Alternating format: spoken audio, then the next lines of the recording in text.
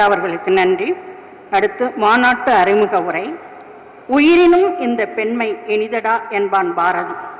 பெண்கள் தங்கள் ஆளுமை திறத்தால் மண்ணில் தடம்பதித்து விண்ணில் விண்மீன்களை பறிப்பவர்கள்.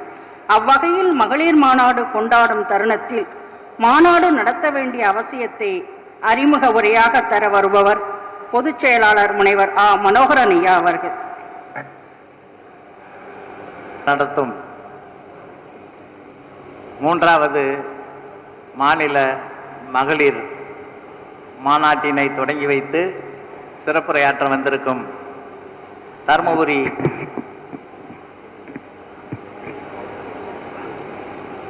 மண்டல கல்லூரி கல்வி இயக்குனர் முனைவர் சிந்தியா செல்வி அவர்களுக்கும், இங்கே சிறப்புரை வழங்கிட வந்திருக்கும் முனைவர் அரங்கமல்லி அவர்களுக்கும், இங்கே வாழ்த்துரை வழங்க வந்திருக்கும் குடந்தை அரசு மகளிர் கல்லூரி முதல்வர்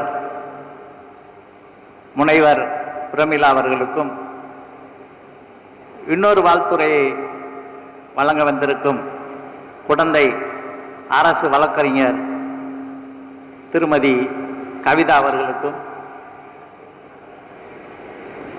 இந்த மாநாட்டினை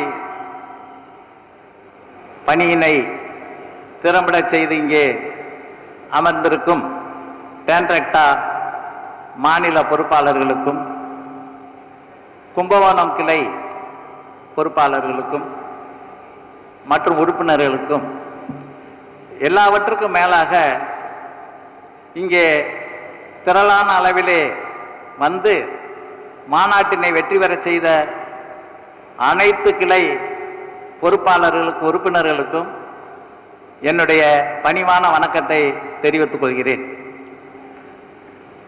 டேன்ட்ரெக்டா சங்கத்தின் செயல்பாடுகளை மாநில தலைவர் தலைமை உரையில் மிக தெளிவாக விரிவாக விளக்கியுள்ளார்.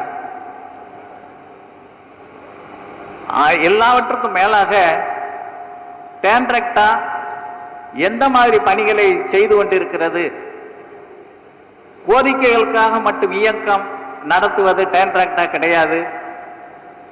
டேன்ட்ரெக்டா உறுப்பினர்களின் குடும்ப உறுப்பினர்களின் மகிழ்ச்சியை பகிர்ந்து கொள்வதிலும் சமூக சேவையில் தங்களை இணைத்துக் கொள்வதிலும் டேன்ட்ரெக்டா சிறப்பான பணியை கடந்த 24 ஆண்டுகளாக செய்து கொண்டிருக்கிறது என்பதையும் தலைவர் மிக விரிவாக குறிப்பிட்டார்.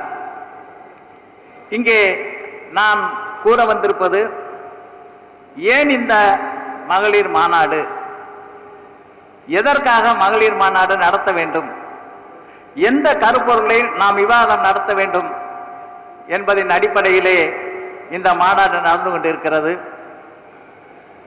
அதனுடைய முன்னோட்டம் தான் மாநாட்டின் அறிமுக உரை.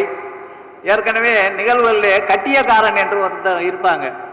கட்டியக்காரன் என்றால் ஒரு நிகழ்வினை எதற்காக நடத்துகிறோம், அதனுடைய முன்னோட்டம் என்ன, அதனுடைய விளைவுகள் எவ்வாறு இருக்க வேண்டும் என்று கூறுவதுதான் கட்டியக்காரனின் வேலை. இது இலக்கியத்திலே இருக்கிறது. அந்த முறையிலே இங்கே மாநாடு ஏன் நடத்த வேண்டும் ஒரு கேள்வி வரும். ஏற்கனவே டேன்ட்ரெக்டா ஆண்டுதோறும் ஒரு மாநாடை நடத்தி கொண்டிருக்கும் பொழுது மகளிர் மாநாடு தேவையா அப்படிங்கிற கேள்விகள் கூட வருவதற்கு வாய்ப்பு இருக்கிறது. என்னை பொறுத்தவரை எல்லா ஆண்களின் வெற்றிக்கு பின்னாலும் பெண்கள் இருக்கிறார்கள் என்று சொல்வதை நான் ஏற்றுக்கொள்ள முடியாது. எல்லா ஆண்களின் வெற்றிக்கு முன்னாலே பெண்கள் இருக்கிறார்கள். அதே மாதிரி எல்லா பெண்களின் முன்னேற்றத்திற்கும் ஆண்கள் முன்னே இருக்கிறார்கள். இதைத்தான் சமத்துவம் என்ற பெயரில் இங்கே பேச இருக்கிறார்கள் என்று நினைக்கிறேன். அந்த மகளிர் முன்னேற்றத்தை பற்றி, பெண்ணியத்தை பற்றி 20ஆம் நூற்றாண்டின் ஆரம்பத்திலே தான் கூற ஆரம்பித்தார்கள். நிறைய அம்பேத்கர் கூறியிருக்கிறார், பெரியார் கூறியிருக்கிறார். ஆனால் என்னை மிகவும் கவர்ந்தது பாரதி கூறிய வார்த்தைகள். அறிவுசார் பெண்கள் இந்த நாட்டிலே வளர வேண்டும் என்று கூறினார். இந்த பெண்ணியம் என்ற கருத்து காலத்திற்கு காலம் மாறுபட்டு கொண்டே இருக்கும். ஒரு காலத்திலே அது கல்வி முன்னேற்றமாக இருந்தது. இன்னொரு காலத்தில் அது சமத்துவத்தை கொண்டு வருவதாக இருந்தது. மூன்றாவது காலத்தில் உரிமைகளை பெறுவதாக இருந்தது. இனி நான்காவது காலத்தில் அந்த பெண்ணியம் என்ற கருத்து எதை சொல்ல வரும் என்பதை இங்கே இருக்கும் சிறப்புரையாளர்கள் கண்டிப்பாக உங்களுக்கு விளக்குவார்கள் என்று கூறுகிறேன். எனவே பெண்ணியம் என்பது மாறி வரும் கோட்பாடு. அதாவது கலியளிப்பது மகளிர் அறம் அப்படி என்று பாரதியார் சொல்லியிருக்கிறார்.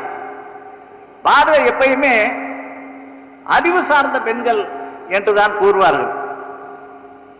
அதே மாதிரி பெண்கள் சாதனை படைக்க பிறந்தவர்கள் என்று கூறுவார்கள்.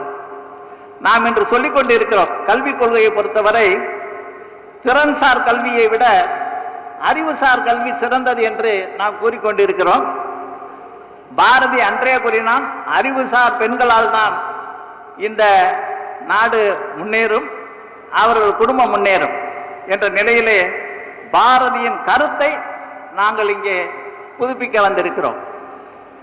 இரண்டாவதாக, மகளிர் மாநாடு நடத்துவதின் நோக்கம் என்னவென்றால், முதலிலே மகளிரே ஒரு இடத்தில் கூட செய்ய வேண்டும். டான்ட்ராக்டாவை பொறுத்தவரை குடும்ப உறுப்பினர்கள் ஒரு இடத்தில் வர வேண்டும், அவர்கள் உறவுகளை வளர்த்து கொள்ள வேண்டும், அவர்கள் உறவு தொடர வேண்டும், அவர்களுக்கு என்னென்ன சிக்கல்கள் இருக்கிறது என்பதை உணர வேண்டும், அந்த சிக்கல்களை எப்படி தீர்ப்பது என்பதையும் அவர்கள் தீர்வுகளாக தர வேண்டும். இதுதான் மகளிர் மாநாடு நடத்துவதின் முக்கிய நோக்கம். இங்கே வந்திருந்தால் எங்களுடைய குடும்ப உறுப்பினர்கள் அனைவரும் மகிழ்ச்சியாக இருக்கிறார்கள்.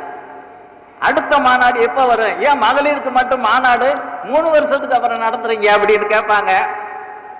இனிமேல் என்னுடைய கோரிக்கை என்னவென்றால், ஆண்டுதோறும் மகளிர் மாநாடு நடத்தப்பட வேண்டும். அப்பொழுதுதான் அன்றாட பிரச்சனைகளை இங்கே பகிர்ந்து கொள்ள முடியும். இப்ப இன்னைக்கு இருக்க மகளிரை கேட்டீங்கன்னா, எங்க வீட்டுக்காரமா வந்திருக்கிறாங்க, அவங்ககிட்ட 1008 பிரச்சனைகள் சொல்லி இருப்பாங்க. நாம் போகும்போது அந்த பிரச்சனைகளையும் கூறுவார்கள், அதற்கு எப்படி தீர்வு அடுத்த கூட்டத்திலே நாம் முடிவு செய்வோம். ஆக உங்களை கொண்டு வந்து உங்களுக்கு என்ன பிரச்சனைகள் இருக்கிறது என்று ஆராய்ந்து அதற்கு தீர்வு சொல்வதுதான் இந்த மாநாட்டின் முக்கிய நோக்கம். இதனை ஏற்று அனைவரும் வந்திருக்கிறீர்கள். முதலில் உங்களுக்கு நன்றி. இந்த மாநாடு 2 நிகழ்வுகளாக நடக்க இருக்கிறது. ஒன்று தொடக்க விழா, இன்னொன்று சிறப்பரங்கம். தொடக்க விழாவை பொறுத்தவரை தருமபுரி மண்டல கல்லூரி கல்வி இயக்குனர் தொடங்கி வைக்க இருக்கிறார். அவர் என்ன தலைப்பிலே பேச போகிறார் என்று கேட்ட பொழுது, தயக்கம் தவிர்க என்று கூறியுள்ளார். அப்படித்தான் நான் நினைக்கிறேன். அவர்களை பொறுத்தவரை அது சரியான ஒரு தலைப்பு தான் என்று கூறுகிறேன். ஏன்னா அவங்க கொடுத்தாங்களோ இல்லை இவங்க அதை ஏற்படுத்தி கொடுத்தார்களோ எனக்கு தெரியாது. ஆனால் பொருத்தமான தலைப்பு. ஏனென்றால் இணை இயக்குனர் அவர்கள் எங்கள் கல்லூரி பயின்றவர் தயக்கமே இல்லாதவர்கள், எந்த இதையும் சரியாக தெளிவாக பேசக்கூடியவர். நேற்று கூட அவர்களை பற்றி விசாரிக்கும் பொழுது தயக்கமே இல்லாதவர் என்றுதான் கேள்விப்பட்டேன். அவர்களுடைய அனுபவங்களையே தயக்கம் தவிர்க்க வேண்டும் என்று கூறுவார்கள். ஆண்கள் பெண்களை முன்னேற்றுவதில் உள்ள தயக்கத்தை தவிர்க்க சொல்ல போகிறார்களா, இல்லை பெண்களிடத்திலே உள்ள தயக்கத்தை தவிர்க்க சொல்ல போகிறார்களா என்பதை அவருடைய உரை தீர்மானிக்கும். இரண்டாவது, இங்கே சிறப்புரையாற்ற வந்திருப்பவர் முனைவர் அரங்கமண்டியா அவர்கள், எத்திராஜ் கல்லூரியின் தமிழ்துறை மேனாள் துறை தலைவர். அவர்கள் ஒரு போராளி என்று தான் சொல்ல வேண்டும். அவர்களுடைய அனுபவங்களையும் அவர்களுடைய நூல்களையும் அவருடைய கவிதைகளையும் நாங்கள் பார்க்கும் பொழுது அவர் பெண்ணியத்தின் விடுதலைக்காக எவ்வளவு சொற்பொழிகளை நடத்தி இருக்கிறார் என்று எங்களால் உணர முடிகிறது. அவருடைய உரை வெறுமையான மனமும் ஆற்றுவதின் குணமும் என்று கூறியிருக்கிறார்கள். வெறுமையான மனதிலே இருப்பவர்கள் ஆண்களா இல்லை பெண்களா என்பதை அவர்கள் தெளிவுபடுத்துவார்கள். ஆனால் நிச்சயமாக ஆற்றுவதற்கு குணம் இருக்கிறது, மகளிர்கிட்ட தான் இருக்கும். அதை நிச்சயமாக நாங்கள் ஒப்புக்கொள்கிறோம். எனவே அதாவது நீரினை கிழித்த மீனாக தங்கள் உரையை இங்கே கொடுப்பார்கள். மேலும் இங்கே வாழ்த்துரை வழங்குவதற்கு இருவர் வந்திருக்கிறார்கள். ஒருவர் குடந்தை அரசு மகளிர் கல்லூரி முதல்வர் பேராசிரியர் பிரமிளா அவர்கள். இரண்டாவதாக அரசு வழக்கறிஞர், குடந்தை அரசு வழக்கறிஞர் திருமதி கவிதா அவர்கள். அவர் ஒரு சீரிய வாழ்த்துரைகளை இங்கே வழங்க இருக்கிறார்கள். தலைவர் ஆற்றிய உரை, மாநாட்டின் நோக்கம், சிறப்பு விருந்தினர்கள் அளிக்கின்ற உரை, வாழ்த்துறையில் அடங்கிய அம்சம் ஆகியவற்றின் தொகுப்பாக இந்த மாநில மாநாட்டின் தீர்மானங்கள் அமையும். தீர்மானங்கள் நாளிதழ்களுக்கும் கொடுக்கப்படும். தீர்மானங்கள் உரிய அரசு அதிகாரிகளுக்கும் அந்தந்த துறைகளுக்கும் நிச்சயமாக அனுப்பப்படும் என்ற ஒரு தகவலோடு இந்த மாநாட்டின் முன்னேற்றத்தை, இதுதான் முன்னேற்றம், இனிமே இருக்கிறது சரியான விரிவாக்கம். எனவே உங்களுக்கும் சிறப்புரையாளருக்கும் இடையூறாக இருக்காமல் என்னுடைய நிகழ்வு முன்னோட்டத்தை நன்றாக செய்து முடித்தேன் என்ற திருப்தியோடு எனக்கு வாய்ப்பு வழங்கியமைக்கு நன்றி கூறி அமர்கிறேன். நன்றி.